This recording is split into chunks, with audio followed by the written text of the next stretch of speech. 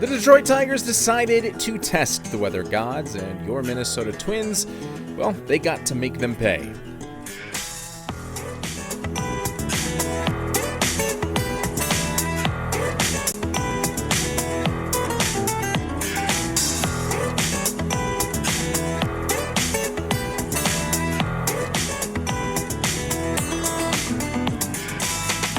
Welcome to the Twinkie Town Tavern, where the beer is cold, the Twins talk is hot, and the stools are always open. I'm your host, Josh Kolojeski, inviting you to grab a drink, pull up a chair, so we can talk about the Twins snapping their 3-game losing streak with a 6-4 win over the Detroit Tigers on Wednesday night.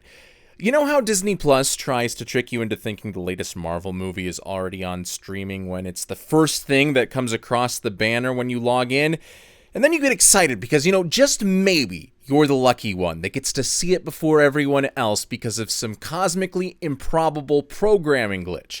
So you click the movie and instantly put your head down in shame when you see that, of course, it is actually just a 3-minute first look scene. Well, that's how the Minnesota Twins game against the Detroit Tigers started. We got a scoreless half-inning teaser before rain paused the game for an hour. Then to our main programming, we got back into the game and into the bottom of the first. The Twins starting pitcher Mike Paredes was completely unfazed. He goes 1-2-3, striking out both Gleyber Torres and Kerry Carpenter. Then Royce Lewis officially welcomed back to the roster with a solo home run in the top of the second. That puts Minnesota up on top early. However, the Twins blow a prime scoring opportunity in the third before Torres ties the game with a double off Paredes in that same half inning, or that next half inning. And an uneventful fourth brings a fifth inning that sees Framber Valdez basically commit assault on back-to-back batters, hitting Alex Jackson and Austin Martin in succession. Byron Buxton makes him pay just moments later with his 20th home run of the season. Twins go up 4-1. Andrew Morris gives 2 runs back in the bottom of the fifth, but buckles down to limit the damage by striking out both Dylan Dingler and Riley Green. Then Josh Bell gives Minnesota some insurance with an RBI single in the seventh. Brooks Lee scores later in that inning on a wild pitch. Detroit threatens in the bottom of the seventh, but how about Anthony Bonda coming into the game to retire Matt Vierling and Dylan Dingler and escape unfazed? Yoandres Gomez makes it interesting by giving up a run in the bottom of the ninth, but the de facto closer strikes out Riley Green on a 95-mile-per-hour heater to end the game and earn the save.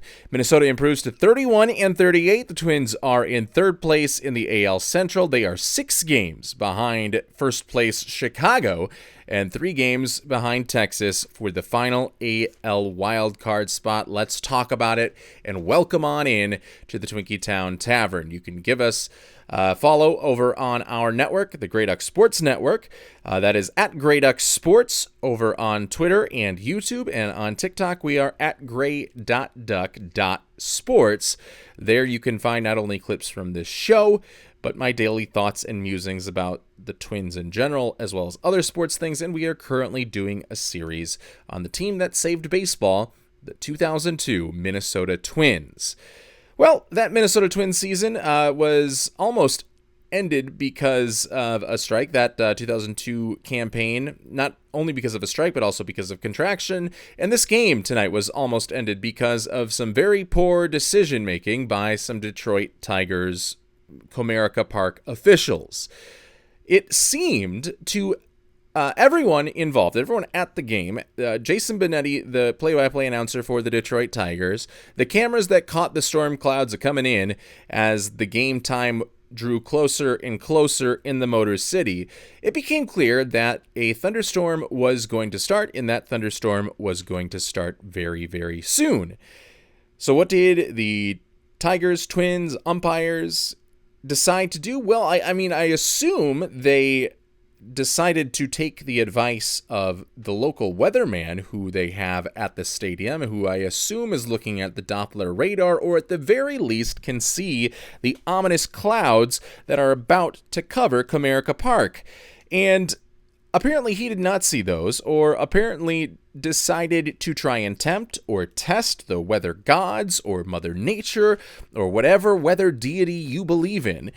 And it did not work out for any team, any fan, because the Twins started the game with batting in the top of the first inning, about on time, and at the second batter, we see on the scoreboard that fans are already being urged to take shelter. So I am not sure what sort of piss-poor planning was done on the part of the Detroit Tigers and the team officials there, but that game should never have started on time. That game very easily could have hurt the arm of Framber Valdez, because he got to go back in the game. He decided to go back into the game, I should say. He stayed warm during the hour rain delay that followed. But you can't tell me that the weather delay didn't have any effect on Framber Valdez in the final 4 innings of his night for the Detroit Tigers. Now, Mike Paredes may be a little bit luckier that he had not yet thrown any in-game pitches yet for your Minnesota Twins, but he had still gone through his starting pitcher warm-ups and was ready to go, assuming that after the first half inning, he would be thrust into the game, and that didn't happen. He still is able to go 3 innings, and maybe the fact that he was an opener was the bulk pitcher after Andrew Morris was the opener the last time through the rotation for him, so he's still preparing as if he's the starter and still gets to deal with that same sort of delay. Maybe that kind of rendered this rain delay pointless for him because he had essentially done the exact same thing, just without the rain, a week earlier. But it was something that could have damaged his arm even more by giving a long break, a long pause between his warm-up and the first pitches that he actually threw. And it also could have done some damage to Framber Valdez's arm. A all-star Cy Young candidate sort of pitcher, obviously not this year and not towards the end of last year, but has that sort of pedigree throughout his career. And I think this should be a warning for the Detroit Tigers officials that they need to pay better attention to the weather before deciding to just get this game started. Even if the rain is not there, we can all see that the clouds are coming. Jason Benetti said this game should not have started on time. I'm sure Corey Provis and Chris Atterbury, the Twins broadcasters, said something similar because it was clear to everyone in that ballpark that a thunderstorm was about to hit Comerica Park. And that it did. That is your weather grievance portion of today's Twinkie Town Tavern episode. Now let's get into what you're actually here for, and that is the baseball. The action on the diamond, where your Minnesota Twins finally break a 3-game losing streak. Now it is still a part of a much larger run of coldness for this Twins team that has included multiple losing streaks and few and far between wins. We got some against Chicago. We got one against the Royals, but it was a 1-3 series loss to the Royals. And we opened up the series against the Tigers with the loss. And right now, if we're kind of gauging the temperature of your Minnesota Twins, I would opt to lean towards saying that this is not a playoff team. I mean, point blank, period. This roster as currently constructed is not a playoff team by your traditional definition and the traditional thought you would have of a playoff team coming out of the American League, even in an era of 3 wildcard teams and 6 total teams in each league. But for whatever reason, this is a team that is, despite not being a playoff team on paper or on the field, in kind of positioned to at least make a run for the playoffs, or at least what we've talked about on this show, the goal being to be still somewhat competitive at the trade deadline, so it's not a total tear down like we saw last year, and then further erode the hopes of Minnesota Twins fans, which infamously came into the season with a 4% rating of hope. 4% of fans were hopeful for this season, were optimistic for this season, based on a poll done by The Athletic. That 4% would erode to 0 if we get to July 31st, or I guess it's August 3rd this year. If we get to August 3rd and we have a major sell-off, or maybe not as big of a dent of a sell-off as last year, but a dent that could see some of your favorite players still leave the team, like maybe Joe Ryan or maybe Byron Buxton. We don't want to be in that position, so we want to stay competitive, and Every win will help, especially when no one else in the American League is really running away with this division. We mentioned the Chicago White Sox right now are your first place team in the AL Central, and the Twins are 6 games behind them. But as bad as the Minnesota Twins are, I still don't have a lot of faith that the Chicago White Sox are going to run away with this division. And I have faith if that is the team to beat in the AL Central, and it probably is not. It's probably more likely going to be Cleveland when all is said and done, but as of today, it is the Chicago White Sox, and if that were to stay the course throughout the rest of the season, I would have a lot of faith in your Minnesota Twins being able to catch and surpass that Chicago White Sox team. Not so much with the Cleveland Guardians, but we will see how that all plays out. But this game obviously helps the Twins move in the direction of that goal, to stave off the sell-off and maybe put yourself in position to get hot in August and September like we saw from the 2017 Twins team, the first year of the Falvey-Levine era, where they kind of bought and then sold because they kind of sat on their hands. They went to go get Jaime Garcia. He didn't even get to Minnesota proper. He was on the road during his 5-day stint with the Minnesota Twins, made one start, and then he was traded to the New York Yankees. So all in all, it wasn't like a huge buy-in or a huge sell-off, but it was the Twins, at the very least, keeping most of their roster intact and staying with the status quo because they were somewhat competitive and somewhat in the race. And then they got hot in August and September and made a run, and that's kind of what you hope for this Minnesota Twins team, especially with some of the names we could be seeing as the season gets later that could transform this team that on paper and on the field isn't a playoff roster to one that looks more similarly to a playoff roster if you squint one eye and close the other.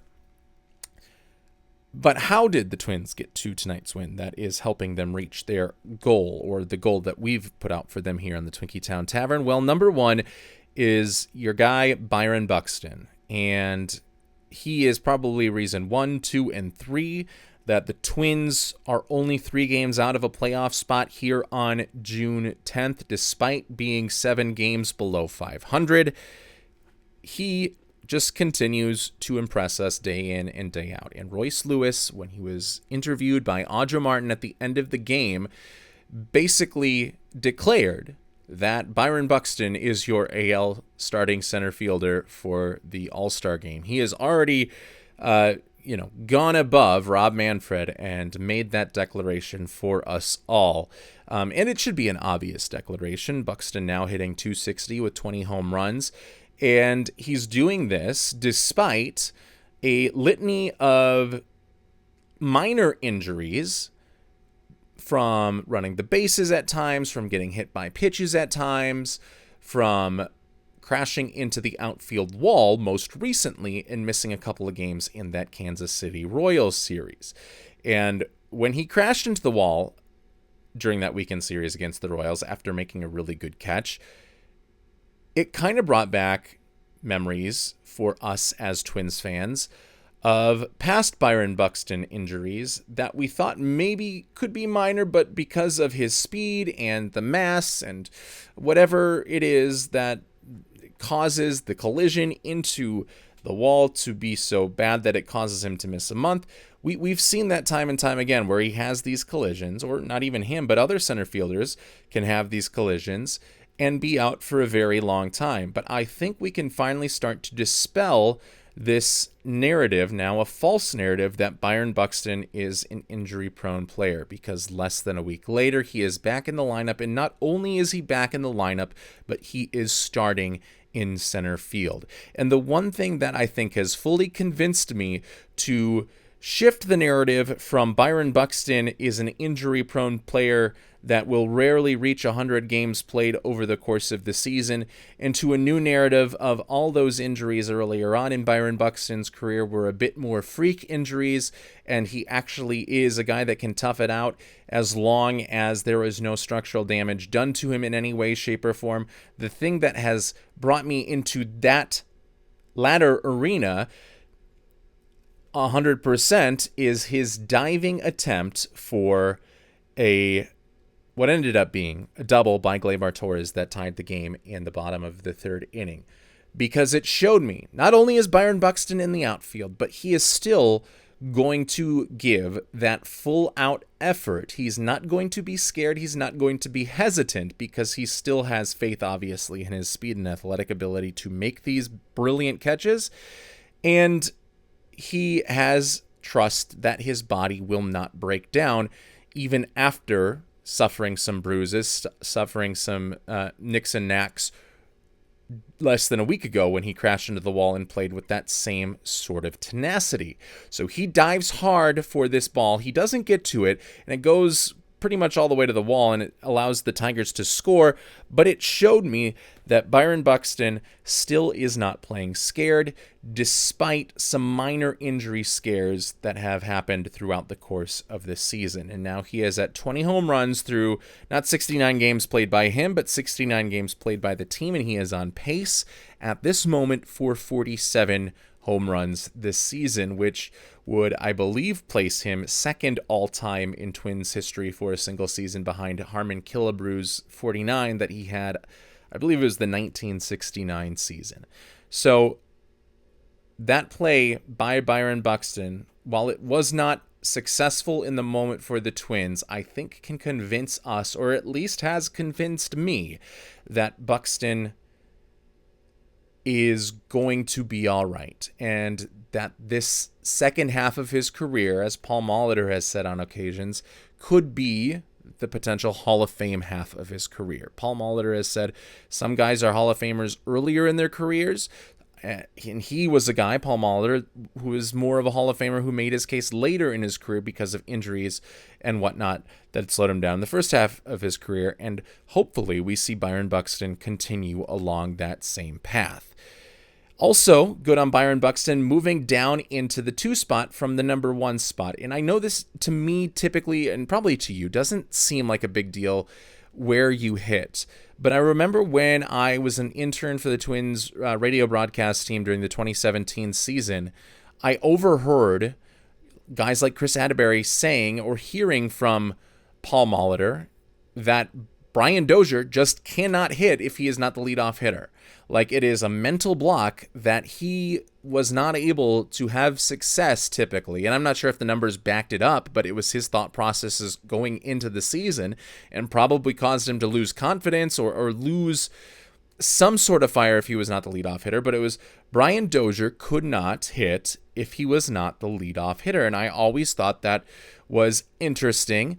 And when Byron Buxton has had so much success in the leadoff spot, whether it be a confidence reason or just like a baseball voodoo reason where, you know, there's a lot of superstition, you don't move a guy from a spot, even if it could put your team in a more effective winning arena if he moves to a place where he could have more runners on base. A lot of times you just don't make that move. You just stay with what's working, and you go by the old adage, if it's not broke, you don't fix it. But credit to Derek Shelton, he sees that a lot of these Byron Buxton home runs are solo home runs. And by the way, all the Twins home runs the day before in their 10-4 loss, they hit 4 home runs, but they were all solo home runs. So Shelton moves Buxton 1 spot down in the roster, going up against a lefty, puts Austin Martin up at the top of the lineup, and says, okay, here, you're going to have an opportunity to hit with runners on base, and now those home runs that were solo home runs can become 3-run home runs. And that is exactly what happened in this game with home run number 20 for Byron Buxton in the 5th inning. He knocks one out of the park. It's a 3-run shot that breaks a 1-1 tie and puts Minnesota up for good throughout the rest of the game. And unable to come back from that were the Detroit Tigers. So a lot of good things coming from Byron Buxton, and I think we can all agree with Royce Lewis that as of today, if the All-Star ballot ended, it would be a travesty if after all the votes were tallied, Byron Buxton was not your starting center fielder come July.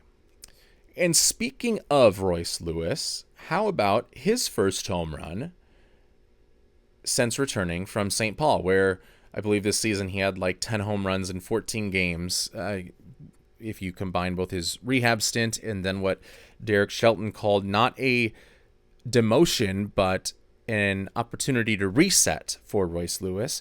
If you combine both of those stints, it was 10 home runs in 14 games. Hadn't found that same stroke just yet since returning to the big league club last week or over the weekend. But he's able to find the stroke in this game with a solo home run that gets the Twins on the board early. And Derek Shelton said that this team in the clubhouse wants to see Royce succeed, and we're ecstatic to see Royce succeed. And I think he probably, in saying that, was very much aware, and it was a very intentional choice of words made to a player who at times has immaturely made comments that implied or flat out directly stated that there were people in this organization that want to see him fail. I think Derek Shelton, after seeing the home run, after seeing the confidence that Lewis has regained after his restart, as, again, Shelton called it, at AAA, I think that he wants to add on to that confidence by saying, no, we do not want to see you fail, and reiterate that, yes, indeed, we want to see you succeed. I don't know why Royce thought that there is anyone in the organization that wants to see a 2017 number 1 overall pick fail, but for whatever reason, he had come to that conclusion, and hopefully Derek Shelton's comments make their way back to Royce Lewis tonight to show that, in fact, him and his teammates want to see him have success, because if he heats up, again, a big if, but if he starts hitting like Royce Lewis, that was on fire in 2023, hitting grand slams every other game, then this team's fortune and fate could be a lot different than the trajectory that it is currently on. Again, a big if. And there would also have to be a lot of other things to go right. I'm still not sure that that's the case with Royce Lewis. I still don't love his swing. It seems like a lot of the time he is reaching out so far into the other batter's box and not taking a lot of these outside pitches the other way. And during his first stint with the Twins this year, that caused a lot of chase. And he hasn't had as much chase since returning from St. Paul. But because he had so much confidence in his ability to go out over to the other batter's box to basically try and make contact with the ball. One, when he did make contact with the ball, it was weak contact, because every single time in his swing, he is trying to pull the ball. That's just what the swing path for him is. And with his long bat, a lot of times he's able to make contact, but then pitchers were expanding the zone more and more and causing him to strike out more and more. And a lot of the times it was just strike out or weak contact, just don't pitch into him, and he's not going to be able to turn on one all that well. And now we've seen Royce Lewis at times have the strength to hit home runs and pull home runs on pitches that perhaps in a lot of other big leaguers would be able to, and so I guess there is some give and take with that. But for the most season, it's been, for the most part this season, it has been take away from Royce Lewis rather than give him more home runs, as the one here tonight was just his 4th of the season and the 50th of his career. So I still think there are adjustments that need to be made to the swing, but we are off to a good start in that, in a very limited sample size since returning from St. Paul, he is not chasing as often as he was in the weeks leading up to, again, as we'll call it, not the demotion, but the reset at St. Paul. Going on to the other side of the diamond, we're going to talk about a couple of pitchers that stood out in this game. And one of them is Mike Paredes. And Mike Paredes, as a starting pitcher, not like a spectacular start. All things considered, it's great that he was able to give the Twins, you can't call it length, but 3 innings, despite having his whole pregame routine kind of ruined by the poor choices of the Detroit officials in deciding to start this game on time, and then quickly seeing how bad of an idea that was when a storm began to fall in 15 minutes later. So Mike Paredes, despite that, able to go 3 innings, able to get some strikeouts, able to get some swing and miss stuff. Not anything spectacular, but I think 7 of the 30 swings of the Tigers were whiffs. So it's not a huge whiff rate, but it's not a terrible whiff rate either. And for me, I can at least have some confidence on a short-term basis that he can be competent and at times maybe effective as the number 5 starting pitcher as we wait for Bailey Ober to return, or we wait for Mick Abel to return. And I think that short-term might be short-term with Mike Paredes as the number 5 guy might become shorter and shorter here, because we just saw Mick Abel make a rehab start, his first rehab start at AAA St. Paul last night. So, one, he's going to be on the same rest and pitching on the same days as Mike Paredes, so that when he does get the go-ahead to come back up to the big league club, he'll be able to just step right into that spot without having to adjust his days of rest, without having to adjust the rest of the rotation. He can just come right in and fill in. So that's good news. And then also Mick Abel tonight was effective. It was a 3-inning pitched rehab start for Abel, who has slowly but surely been making his way back from an early season injury. 5 strikeouts, no walks, no runs, 2 hits in St. Paul's win over Toledo. By the way, 4 home runs by your St. Paul Saints, all of them against Justin Verlander, who is making a rehab start of his own with Toledo as he works his way back up to the Tigers starting rotation. So it looks like Mick Abel is going to be back sooner rather than later, and if we get the Mick Abel that we saw in his last 2 to 3 starts leading up to the injury, then that is at worst a solid middle of the rotation starter, and at best a number 2 or low end number 1 starting pitcher. So that is going to help Minnesota when he returns. And then what do you do with Mike Paredes in that situation? I think he is a guy whose stuff is going to play well in the bullpen. The sweeper has a lot of movement. He got a swing and miss strikeout in the first inning on a very good sweeper. And when you look at the break that it has, it is significant. And the changeup has a lot of run. He has a cutter as well that can kind of tunnel along the same path as a sweeper, but not quite break off obviously as much, so you can freeze hitters with that pitch if you are throwing the sweeper effectively. And he throws the sweeper as his most often used pitch, reminding me of a guy you might remember like Ryan Harper in 2019. And we could get a season like Ryan Harper in 2019 from Mike Paredes, I think, if he pitches out of the bullpen. And I realize he's more often than not in his minor league career leading up to this point been a long reliever or starting pitcher.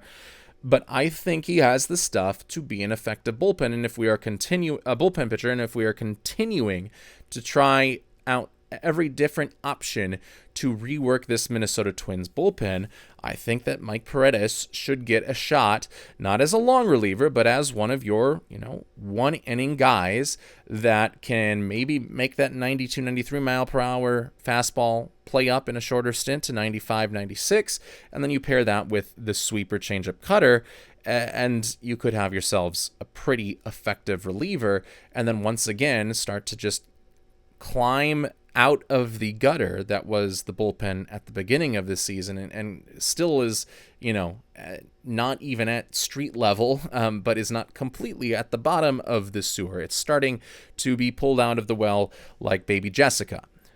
And Mike Paredes can be a guy that I think can help solidify the bullpen options. And at the very least, I think he should get a shot and should not whenever Mick Abel comes back up to Minnesota. I don't think it should be Mike Paredes that goes down to AAA. And there's a decent shot that somebody has gotten injured by the time Mick Abel is back, because that's just how pitchers go, and we obviously don't hope for that, but that is just the reality. So, I mean, Mike Paredes will likely get more shots throughout the course of the season in relief roles for the Twins, but I think now would be a great time to start transitioning him into that, especially if you think Abel is going to be back sooner rather than later. And then finally, another pitcher in tonight's game that I want to highlight is Anthony Banda, because I think his resurgence is really cool. This was a guy that the Twins traded for from the Dodgers, a team that has kind of fleeced us at times, although we got some revenge with the Brock Stewart trade, although we didn't get much back on the return with James Outman, who, by the way, was DFA'd to make room for Royce Lewis over the weekend. But they've sold us a bill of goods on Manny Margot. They sold us a bill of goods on James Outman. And, the same could be said that they sold us a bill of goods on Anthony Bonda if we were just looking at his effectiveness or lack thereof throughout the first month of the season. And now, the last month and a half, since like the beginning of May, he has been a much better relief pitcher. An ERA that was flirting with double digits earlier in the year is starting to look a lot better for Bonda. And it started because early on in the year, even though he is a lefty, he was getting some high leverage innings regardless of the batters that he was going up against. They didn't typically use Bonda as a platoon lefty. They just used him as your typical high leverage reliever. So at times he was going up against right-handed hitters and was getting beat up fairly well by those right-handed hitters.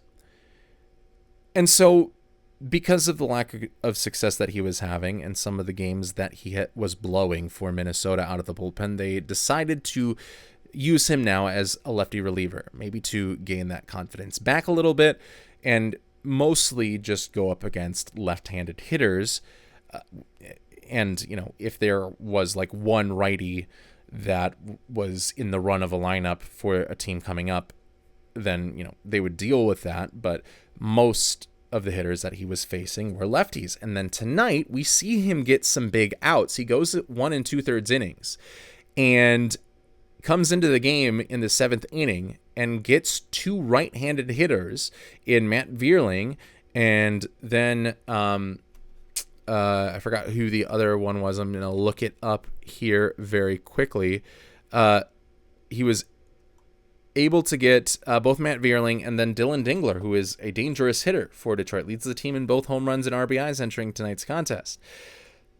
He was able to get both of those guys to get out of the inning. Both of those guys coming from the right-handed spot. Dingler striking out, Vierling popping out. And I think if he has found the confidence because he was limited to just lefties for about a month there, I think this newfound confident version of Anthony Bonda, who still has the same stuff, could be able to perform more often like he did tonight rather than what he was doing at the beginning of the season when given the chance to go up against right-handed pitchers.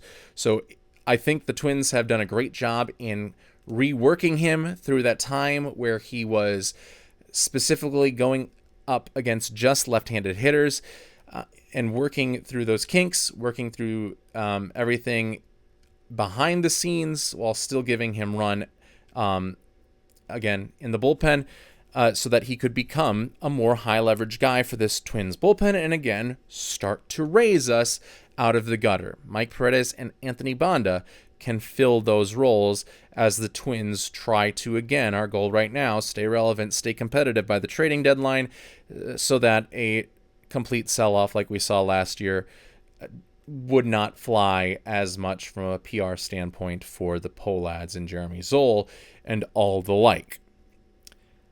Well, that is it from tonight's game. As we move on, the Twins do as well, and they will go for a series win over the Detroit Tigers this afternoon. Zebby Matthews will take the mound for your Minnesota Twins. He currently is 2-3, coming off of his second win in his last start. He has a 4.15 ERA. Kaider Montero goes for Detroit. He's 2-4 this season with a 3.95 ERA, and first pitch for that one is going to be at 12:10 p.m. Central Time. That's our last call for Twins Talk this evening. Thanks for pulling up a stool and joining the conversation at the Twinkie Town Tavern. We'll see you back here after the next one. Go Twins!